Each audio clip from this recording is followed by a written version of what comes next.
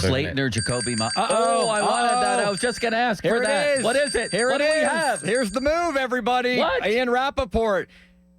The Jets are trading wide receiver Mike Williams to the Pittsburgh Steelers. Oh, right when we said it. Right For what? when we said it. Perfect timing. There's no compensation that I'm seeing yet. You sure it's the real these Ian tweets. A Rappaport? 2025 Tom fifth Pelissero. round draft pick, according to Adam Schefter. A fifth-round pick for Mike Williams. I'm not thrilled. It sounds like you are. I'm not. I'm not a big Mike Williams guy myself. It's a little steeper than I thought they might have paid, but remember, they have that sixth rounder tied up in the Justin Fields trade with the Bears, so I imagine that complicated things a little bit. I don't know. Am I wrong here? He's 6'4", 218. You don't have that body type in your receiver room, which I think is at least worth something. You now at least have some different varying parts and pieces that maybe you can make something out of. And like I said before, it's also Pickens insurance to some extent. Now, if Pickens would go down, you don't need to run the wing T or triple option to move the football. Yeah, I guess. I don't know. It's not so surprising because we knew they were interested in him in the offseason. I wanted Thielen, I'll be honest with you. Over Mike Williams. Yeah, I'm with Patrick Peterson on that. I wanted a guy who caught 100 balls last year and can beat all kinds of coverage and gets open all the time. That's what I wanted. But in the not-so-distant past, this guy has, in 2022, in only 13 games, 63 catches for 900 yards and 4 touchdowns.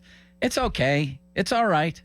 You like it more than me. Yeah, because this also tells you the big winner here, assuming there's not another receiver move, which I don't think there will be now, is Calvin Austin. Yeah. Playing in the slot, doing a lot of the things you just mentioned about Thielen, albeit, 6 or 7 inches shorter, but he's coming off the best game of his young NFL career. Yeah. The big loser here is Van Jefferson, and he's been kind of a placeholder, I think, for the most part, since they signed him, since they didn't get Ayuk, since they didn't get Devontae Adams. So now you've got another guy who can play on the outside, opposite George Pickens. I like this because now Arthur Smith has another club in the bag to say, okay, opposing defensive coordinator X, you want to devote all this attention to George Pickens and what he can do to hurt you, or Pat Freiermuth over the middle of the field.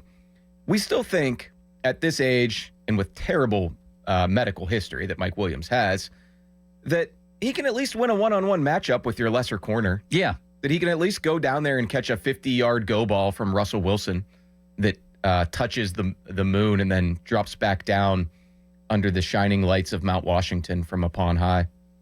I'm trying to catch up here on some scouting reports on Williams. I mean, that's the big issue with him, Joe, is that he's been hurt so much over the course of his career. I think that's why he didn't have much of a market this offseason, but it was our Jerry Dulac who reported that the Steelers were going to have him in for a visit, and then I don't believe he ever made it here because he signed with the Jets. They threw probably too much money at him. They didn't know in March or whenever it was that they were going to trade for Devontae Adams. So the calculus did change, and there was also the report, it might have been Rappaport, I can't remember, before the Steelers played the Jets here a few weeks ago, that they were negotiating and they were going to table those talks until after that game. So it's kind of been a little bit of a cat and mouse game with Williams and the Steelers for a while. Limits, how do you feel about this? On a scale of 1 to 5, you're not excited at all as a 1. In fact, you barely even care. And 5 is they just won the Super Bowl. 2.5. I think it helps them at the wide receiver spot. Like, I think he would have been a decent addition at the start of the year, and the Steelers, like Brian was saying, were interested in him. But I mean, he has not been productive with the Jets. He seems like an outcast, maybe more so of a... Rodgers ripped him. Yeah, after that one game. That's when you kind of knew the beginning of the end was here for Mike Williams, when Rodgers ripped him for running the wrong route on his game-losing interception. He was going to be moved. I think he'll be decent in this offense, but he's not the substantial player. Like, didn't DeAndre Hopkins go for a fifth-round pick to Kansas City? It's a conditional that becomes a fourth if the Chiefs get to the Super Bowl and he plays 60% of the snaps, which I assume he will. I'd be fine with that instead. So, I mean, I don't feel great about it. When you compare it to some of the other deals, that's when it looks a little less appealing. Yeah, it could have been better. They could have done better. All right, here's some background. This is when the Jets were interested in him in the offseason. And this is a deep dive. Perhaps some people will find it boring. I don't care.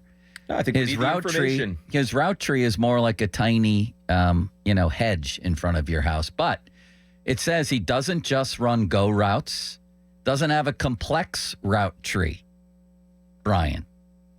His downfield abilities open up a lot for him underneath on hitch routes or crossers. He's shown an ability to counter physicality. He's a physical receiver when he wants to be.